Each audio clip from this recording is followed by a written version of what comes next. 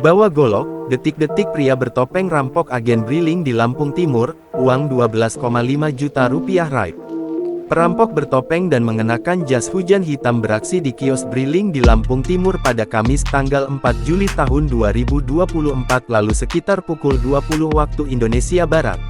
Lokasi perampokan di kios Briling milik SM45, warga Kecamatan Sekampung Udik, Lampung Timur. Dalam video rekaman CCTV, terlihat dua pekerja didatangi oleh seorang pria yang mengenakan jas hujan dan juga menggunakan penutup wajah. Pria tersebut kemudian mengeluarkan sebilah golok dan plastik hitam yang digunakan untuk menodong kedua pekerja tersebut.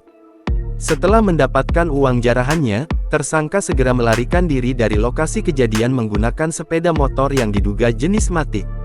Korban yang mengalami kerugian senilai 12,5 juta rupiah, segera melaporkan peristiwa dugaan perampokan yang dialaminya kepada pihak kepolisian.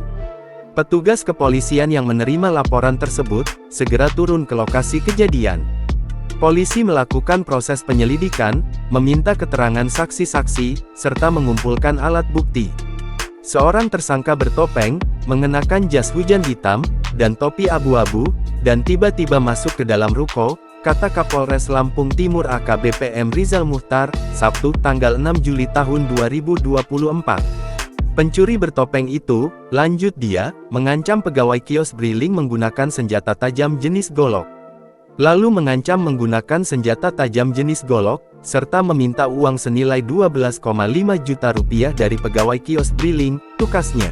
Selain meminta keterangan dari para saksi, kami juga saat ini tengah memeriksa sejumlah rekaman CCTV di sekitar lokasi kejadian, untuk berupaya mencari petunjuk, guna dapat mengidentifikasi ciri-ciri tersangka, pungkasnya.